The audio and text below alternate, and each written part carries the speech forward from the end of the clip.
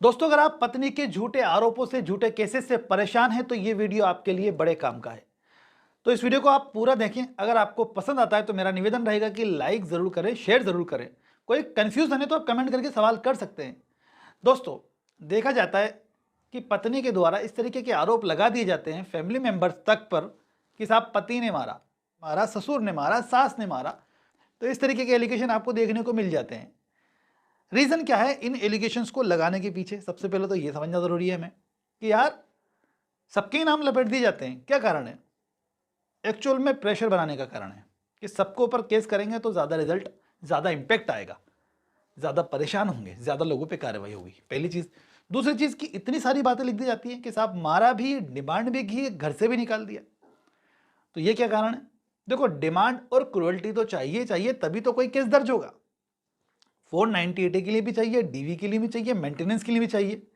यानी अगर उसको ये केसेस करने हैं तो डिमांड और क्रुएल्टी उसके साथ होनी चाहिए।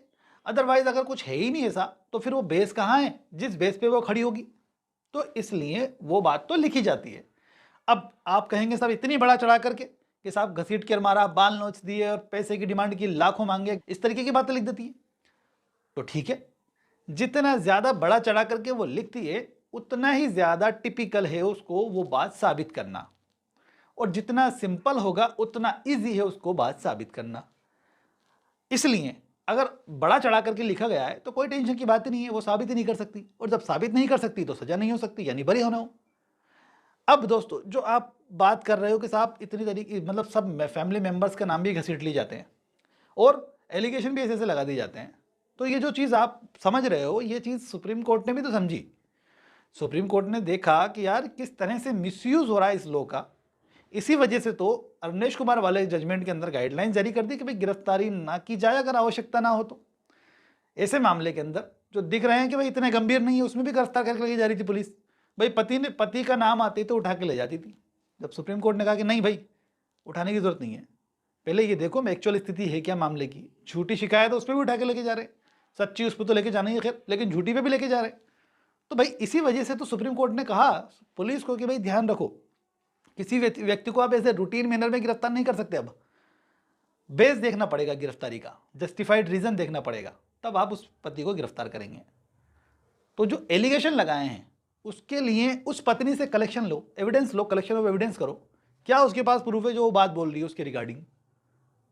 क्या ऐसी स्थिति है, इतना ग्रीवियस मामला है कि गिरफ्तारी आवश्यक है? तब तो कर लो आप, और उस रीजन को लिख दो साहब कि साहब इस वजह से हमने लगा कि जरूरी है और गिरफ्तार करेंगे।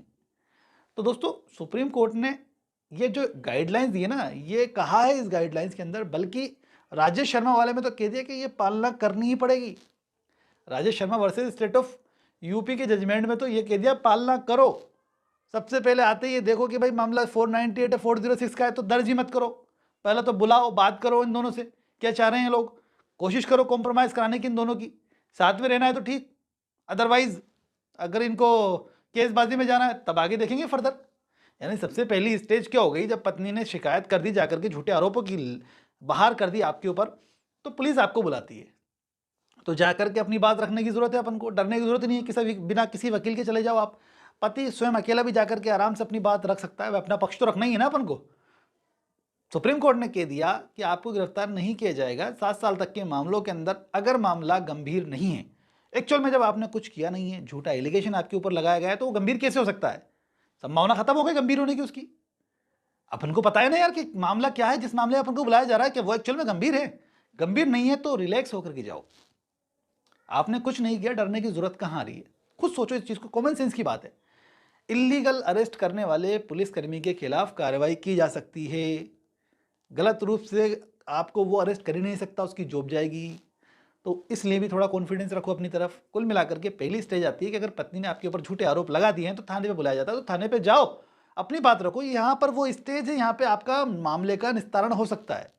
भाई पहली स्टेज ये है कि पत्नी ने किया क्यों, बात करो, अब चाहती क्या है ये बात करो, सॉल्यूशन क्या है वहां तक पहुंचो। भाई मैंने केस इसलिए किया है कि तुम इस तरीके की एक्टिविटीज करते हो, कि ठीक है सुधार करने की कोशिश करेंगे, जो जो गलत है उसमें तो, लेकिन जो सही है वो तो करेंगे ही, ये पॉइंट रखेंगे। या फिर वो कि भाई वो तो चाहती है आपसे डाइवोर्स है इसलिए तो केस किया उसने, तो ठीक है भाई केसबाजी क्यों कर रही है, म्यूचुअल कंसेंट से लेते हैं, तुझे अगर मेरे साथ नहीं रहना तो सहमति से अलग होते हैं। सेक्शन 13B के अंदर जाके बिना किसी टेंशन के 13B से अलग हो जाओ। कुछ महिलाएं सिर्फ तलाक के लिए केस करती हैं। अगर वो तलाक चाहती है और वो आपके साथ रहना नहीं चाहती तो भाई आप कुछ नहीं कर सकते, कुछ नहीं कर सकते आप। अब सबसे बेहतर ऑप्शन यही है आपके लिए कि आप उस डाइवोर्स के लिए एग्री हो जाओ, अदरवाइज रेडी रहो केसेस के लिए, क्योंकि उसके बाद मेंटेनेंस भी करेगी, डोमेस्टिक वायलेंस भी करेगी। आपको अगर आप वकील से एडवाइस लेके जाते हैं तो हो सकता है वो कहे कि मैं देख लूंगा। एक्चुअल में देखना क्या है, कोर्ट के अंदर केस फाइट करना है, एक्चुअल स्थिति में परेशानी होना है उस सिचुएशन में। तो बेस्ट सॉल्यूशन वही है, अगर उसको डाइवोर्स चाहिए उसी स्टेज पे जहां पे उसने शिकायत करी 498 की, डाउरी की, दहेज प्रताड़ना की, डिमांड की, क्रुएल्टी की, एग्री कर जाओ वहां पर ही। तो वहां पे क्या है, वो पुलिसकर्मी भी उस मामले को दर्ज नहीं करेंगे और सॉर्ट आउट कर देंगे उसी स्टेज पे, तो केसबाजी भी नहीं हुई। अब सेक्शन 13B के अंदर जाओ, म्यूचुअल कंसेंट से डाइवोर्स ले लो। वहां पे ये बात आ सकती है कि उसको कुछ पैसा चाहिए होंगे, डिमांड कर सकती है वो आपसे, नेगोशिएट करो। भाई अपन उसकी बात पूरी तो नहीं मान रहे, जेन्युइन है, अगर उसकी डिमांड है अपन उतना कर सकते हैं तो एग्री करके खत्म करो ना, दिक्कत क्या है। केसबाजी में भी पैसा बर्बाद होगा, टाइम भी बर्बाद होगा और टेंशन भी है, तो उस सबसे छुटकारा मिल जाएगा ना। तो ये सबसे बेस्ट ऑप्शन है। अब कुछ मामले ऐसे होंगे ऑलरेडी कोर्ट के अंदर लंबित है, क्योंकि ये वाला वीडियो मिला नहीं ना आपको पहले, अगर आपको पहले मिलता तो शायद सोल्यूशन हो जाता, तो अब बाद में मिल रहा है तो अब बाद में देख लो। इसीलिए तो बोलता हूँ कि चैनल को सब्सक्राइब करके रखो, क्योंकि ये बातें मैं पहले ही बता चुका हूँ कई बार। लोगों को पहुँचाओ ये जानकारी, जो परेशान है बेचारे उन तक जाएंगे तो सोल्यूशन उसी स्टेज तक हो जाएगा, आगे बढ़ेगा तो दिक्कत में आएगा। तो कुल मिलाकर के मान लीजिए कि यहाँ पर सोल्यूशन नहीं हुआ किसी नहीं लोगों का, और मामला चल रहा है कोर्ट के अंदर। जब आपका मामला कोर्ट के अंदर है तब भी आपके पास ये अधिकार है कि आप दोनों बैठ करके बात करके डील करके एक दूसरे से किसी एक पॉइंट पे एग्री हो करके, भाई साथ में रहने वाला पॉइंट है, ठीक है चलो साथ में चलते हैं, केसेस को हम विड्रॉ कर लेते हैं। जो केस विड्रॉ करने के वो विड्रॉ हो जाएंगे, जैसे कि मेंटेनेंस वाला विड्रॉ हो जाएगा कॉम्प्रोमाइज़ के माध्यम से, डोमेस्टिक वायलेंस हो जाएगा कॉम्प्रोमाइज़ के माध्यम से, और अगर सेक्शन 9 किया है वो भी हो जाएगा। लेकिन जो 498 का मामला है उसके अंदर पत्नी के बयान कराए जाते हैं, तो बयान चेंज हो जाते हैं। इतनी अक्लमंदी है वकील के अंदर, वो करा देगा अपने हिसाब से। आपको तो बस एक कॉम्प्रोमाइज़ देना है वहाँ जा करके, जो सेक्शन उसमें लगी हैं कॉम्प्रोमाइज़ योग्य उसमें कॉम्प्रोमाइज़ हो जाएगा। 498 को जो 498 है वो कॉम्प्रोमाइज़ योग्य नहीं है, इसलिए उसमें कॉम्प्रोमाइज़ नहीं होगा। पत्नी को बयान कराना पड़ते हैं कोर्ट में, वकील बता देगा भाई क्या बयान देने हैं, वो फाइल के अकॉर्डिंग आपको समझा देगा, तो सॉल्यूशन हो जाएगा, केस खत्म हो जाएगा आपका इजीली। ये भी एक बात है। अगर उसको डाइवोर्स चाहती है वो, उसने केस इस वजह से की थी और आप लोग ईगो में थे इसलिए कोर्ट तक पहुंच गए, तो बोल दो कि भाई ठीक है यार बैठ के मसले को हल करते हैं, डाइवोर्स चाहिए डाइवोर्स ले, सारे केस हटा, तो भी सॉल्यूशन हो रहा है।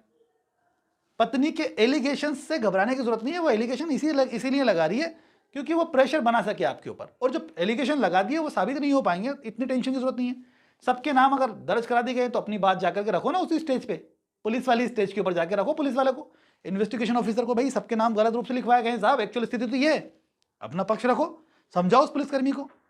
पुलिसकर्मी आपके फैमिली मेंबर्स के नाम निकालेंगे अगर आप सेटिस्फाई करते हैं तो।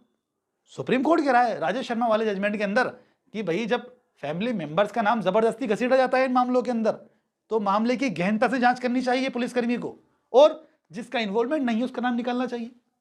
तो क्या टेंशन है, अपनी बात रखो, फैमिली मेंबर्स के नाम निकलवाओ पुलिसकर्मी से, केवल और केवल पति के खिलाफ चार्जशीट आ जाएगी कोर्ट के अंदर। ये हुई एक बात। एलिगेशंस अगर लगा रही है तो वो तो लगाएगी, वकील के माध्यम से वो एप्लीकेशन लगाई गई है तो ज्यादा एलिगेशन हो सकते हैं, बेस तो चाहिए ना उसके लिए, साबित नहीं हो पाएगा वो जितनी भी ज्यादा एलिगेशन लगाएगी, एक्चुअल स्थिति है तो साबित कर सकती है, लेकिन उसके लिए प्रूफ चाहिए। अब कुछ सिचुएशन ऐसी हो सकती है कि साहब अभी तो पत्नी मेरे घर में ही रह रही है, मेरे साथ ही रह रही है, लेकिन भाई साहब रोजाना लड़ती झगड़ती है, किसी काम को नहीं करती है, दादागिरी फुल करती है, अब मैं परेशान हूँ, केस की धमकी दे रखी है मुझे, झूठे आरोपों का एक पहाड़ मुझे नजर आता है कि ये मेरे पे झूठे आरोप लगाएगी, मेरे फैमिली मेंबर्स को फंसाएगी। तो उस सिचुएशन के अंदर पहले तो बात करो उससे, भाई क्या चाहती है एक्चुअल में, वही वाली बात, चाहती क्या है पता तो चले। अरे साथ में नहीं रहना चाहती तो मैं क्यों लेके बैठा हूँ उसको, कि ठीक है चल कोर्ट चलते हैं, डाइवोर्स लेते हैं, और अगर उसको कुछ जेन्युइन प्रॉब्लम है तो सॉर्ट आउट करो उसको, और जेन्युइन नहीं है तो उसको देखो ये चीज़ तो नहीं हो सकती लेकिन इतनी हो सकती है, जितनी हो सकती है उतना तक कर दो। अगर बार बार उसका इरादा यही रहता है भाई परेशान करना, लड़ाई झगड़ा करना, तो अपनी माता जी से एप्लीकेशन दिलवा सकते हैं आप लोकल थाने के ऊपर, जो भी उसकी एक्टिविटीज़ है उसको लेकर के एसपी साहब को दिलवा सकते हैं, एसडीएम साहब के पास भी दे सकते हैं। अब यहाँ से क्या होगा, बाउंड करा सकते हैं अपनी पत्नी को आप 107 116 सीआरपीसी की कार्रवाई के तहत कि भाई ये इस तरीके की एक्टिविटी ना करे जो कर रही है, झगड़ालू, बर्तन तोड़ना, गाली गलौज करना, हमेशा लड़ने के लिए तैयार रहना, इस तरीके की एक्टिविटी कर रही है। तो अपनी माता से या बहन है तो बहन से किसी से भी शिकायत दिलवा दें लोकल थाने पे, एसपी साहब के पास, एसडीएम साहब के पास। किसके माध्यम से? एसडीएम साहब के पास, वकील के माध्यम से। 107/16 की कार्रवाई करवानी है अपन को। भाई माहौल ख़राब कर रखा है इसने, तो ये कर सकते हैं। बात समझ में आई? एलिगेशंस तो लगाना है क्योंकि वो बेस चाहिए होता है मामला दर्ज कराने के लिए, अदरवाइज उसकी एफआईआर दर्ज नहीं होगी अगर एलिगेशन नहीं लगाएगी तो। और दूसरी चीज़ ये कि उसको मेंटेनेंस भी नहीं मिलेगा, डोमेस्टिक वायलेंस का केस भी दर्ज नहीं होगा बिना एलिगेशन के। तो एलिगेशन तो लगते ही हैं। तो अब ये मत कहना कि भाई एलिगेशन क्यों लगाती है, एलिगेशन इसलिए लगाते हैं सब। वकील के पास जाएंगे तो ज़्यादा लगा देते हैं थोड़ा सा और। तो उम्मीद है बात समझ में आएगी। सोल्यूशन क्या है? सोल्यूशन आप ही के पास है सर।